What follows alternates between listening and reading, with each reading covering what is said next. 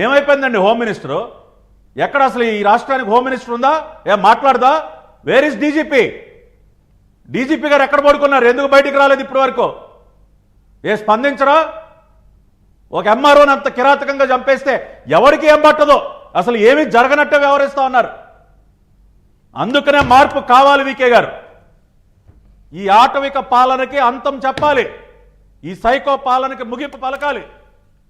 ఎంతమందిని పట్టణ పెట్టుకుంటారు సార్? నిన్నగాక మొన్న విజయనగరంలో ఒక పంచాయతీరాజ్ ఇంజనీర్ వల్లూరి రామకృష్ణ ఆయన ఆఫీసులను ఊరేసుకుని చచ్చిపోయాడు. పంచాయతీరాజ్ ఇంజనీర్ రాజాంలో. దేనికి అంటే 10,000 సిమెంట్ బస్తాలు వైసీపీ నాయకులు దొంగలించుకుని తీసుకెళ్ళిపోయారు. అరే బాబు, ఏంట్రా ఈ బస్తాలు తీసుకెళ్ళిపోవటం ఏంటి? దానికి డబ్బులు ఎవడు కడతాడంటే అతన్ని కొట్టినంత పని చేస్తే ఆఫీసులోనే ఉరేసుకుని చచ్చిపోయాడు సార్ ఒక పంచాయతీరాజ్ ఇంజనీరు. ఇంకా ప్రజలకు ఎక్కడ భద్రత ఉంది సార్? రైతు భరోసా కేంద్రాలు అడుక్కు తినడానికి దేనికి రైతు భరోసా కేంద్రాలు? దానిలో ఉన్నటువంటి ఎరువుల్ని ఇవాళ దోపిడీ చేస్తా ఉన్నారు. ఆ రకంగా బాపట్ల జిల్లాలో చావలి రైతు భరోసా కేంద్రంలో ఎరువుల బస్తాలన్నీ వైసీపీ వాళ్ళు దొంగిలించుకుని తీసుకెళ్ళిపోతే దానికి సమాధానం చెప్పలేక పూజిత అనేటటువంటి ఒక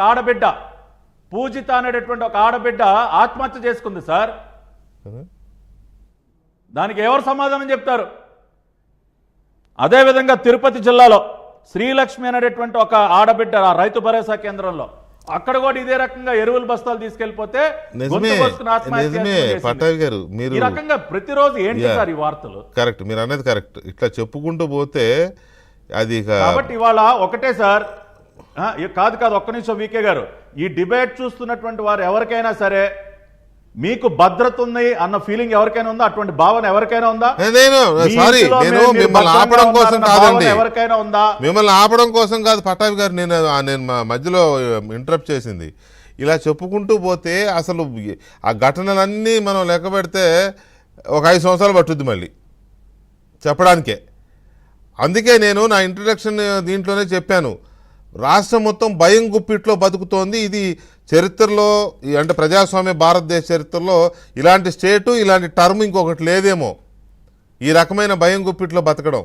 ఎప్పుడో అనేవాళ్ళు బీహార్ ఆ టైంలో, బీహార్లో ఉండేది ఒక 20-30 ఏళ్ల క్రితం అనేవాళ్ళు, మనకు తెలియదు అది. అంటే మీరు అనేది ఏంటంటే ఇవన్నీ ఎలక్షన్ ఇష్యూస్ అవుతాయా కాదా అనేది. నేను అనేది అది, ప్రజలు భయం గుప్పిట్లో బతుకుతున్నారు బిక్కుమంటూ. సార్, భయం కోసం మార్పుకు, భయం నుంచి బయటపడడం కోసం రేపు జరగబోయేటటువంటి ఎన్నికలలో ఇవాళ ఈ అంశం ప్రధానమైనటువంటి అంశంగా మారబోతోంది.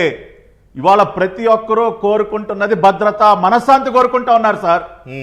ఎవడు కూడా సరిగ్గా నిద్రపోలేనటువంటి పరిస్థితి. ఎవడొచ్చి ఎవడింటిది ఇల్లు తలుపులు బద్దలు కొడతాడో తెలియదు, ఎవడొచ్చి ఎవడ ఆస్తిని కబ్జా చేస్తాడో తెలియదు. ఇవాళ మన పిల్లల్ని రోడ్ల మీదకి పంపిస్తే వాళ్ళు క్షేమంగా వెనక్కి తిరిగి వస్తారో లేదో తెలియదు. ఎటు చూసినా గంజాయి ముఠా, డ్రగ్స్ ముఠాలు. ఆఖరికి సాక్షాత్తు పోలీసులే వెళ్ళి గంజాయి అమ్ముతా ఉన్నారు హైదరాబాద్లో. సిగ్గుండాలి ప్రభుత్వానికి.